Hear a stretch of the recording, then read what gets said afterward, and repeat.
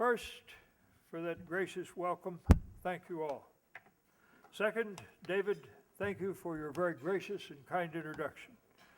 I'm grateful to all of you for your kindness, and I hope that when I'm done speaking, you will not be disappointed. In any event, we're here to talk about things of great importance to the country. And I want to thank Brookings Institution and Google.org for providing a forum where we can continue to expand this important discussion on a matter of great concern to our people. First, I want to recognize Maria Thompson, President and CEO of TJ Technologies. Maria, it's good to see you back here again. TJ Technologies has taken a lead role in developing lithium battery technology, which is critical to the development of the transportation sector in ways that we want, including the development of the Chevy Volt. Last but not least, TJ Technologies is located in the 15th Congressional District, which always makes me feel good.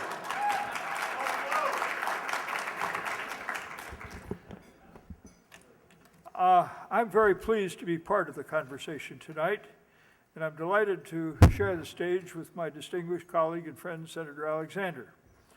As always, I look forward to seeing friends, and I must confess I'm not disappointed. I'm heartened to see the wealth of experience and expertise that is gathered here tonight to talk about something which is very important, plug-in hybrid vehicles. And as we discuss the future, I hope that we could recognize our limits on the power of prophecy. When the very first administrator of the Energy Information Administration, Lincoln Moses, appeared early in his tenure before a Senate hearing, one of the senators became frustrated with the careful responses and caveats that Moses used to condition EIA's projections. The senator demanded that Moses skip the hypothesis and get down and just give him the facts about the future.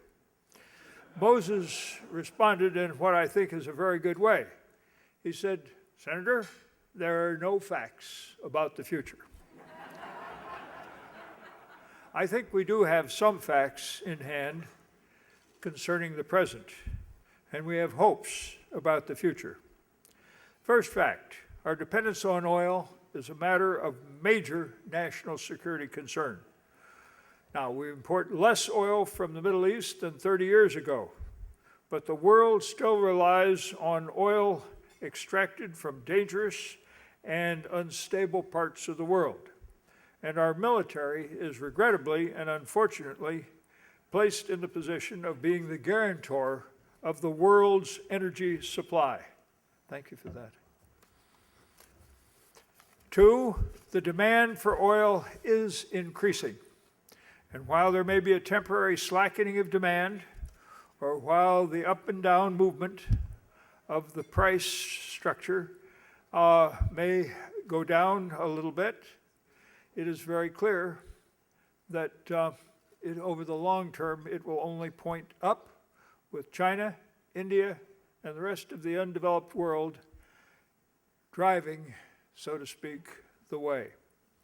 Three, our petroleum supplies and petroleum refineries are vulnerable to natural resources, natural disasters, and accidents.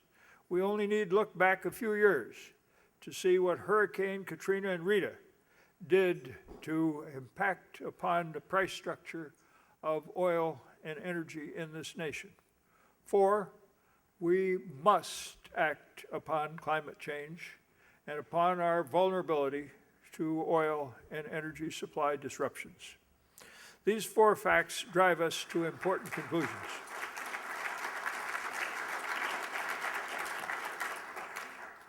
We need to consume less oil, and we need to do so more efficiently.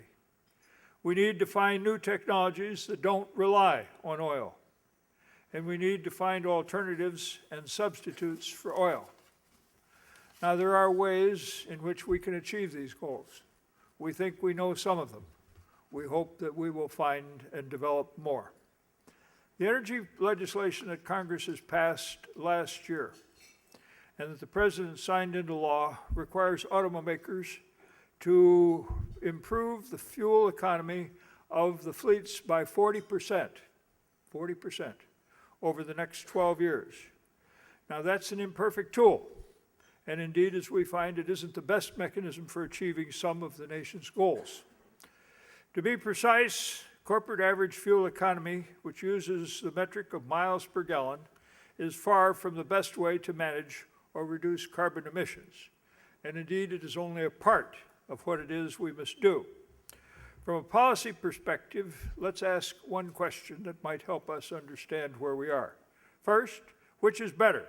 A car that gets 40 miles per gallon running from Middle Eastern oil, or a car that gets 25 miles per gallon running on a domestically produced carbon-neutral biofuel?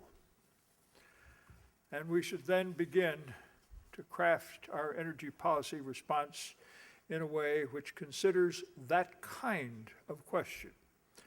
I hope we can develop a better system in the context of comprehensive climate change legislation, upon which our committee is working, and upon which the Senate, as you will recall, was working until just a little while back. And I think that we ought to understand that perhaps a low-carbon fuel standard to account for what goes in the fuel tank is as important as what comes out. But I would also like to observe that in promoting fuel efficiency, the market can be a much more strong and a much more effective force than any regulation by law. And if you look at how the automobile market has changed since gasoline hit $4 a gallon, you will understand that the market is a powerful tool to address these questions, much more so than the statutes enacted by humble men. I've been around long enough to have achieved the burden of memory. In 1976, gas was selling for 60 cents a gallon. It had just gone from 38 cents a gallon. In 1979, when the Shah of Iran fell, gas prices began a long, inexorable, and continuing price increase. In 1981, Americans were shocked when domestic gasoline prices exceeded $1 per gallon for the first time. Unfortunately, that year, the average gasoline price would reach $1.35 per gallon. How did the nation respond? Between model years 79 and 80, corporate average fuel economy jumped by 3 miles per gallon, a 15% increase in only 1 year. It wasn't because of the government requirements. It was because consumers were induced by the market to go out and buy more efficient vehicles. Last year, for the first time, gasoline prices adjusted for inflation exceeded what Americans paid in 1981. And as noted, the consumer is responding. $4 a gallon focuses the mind wonderfully.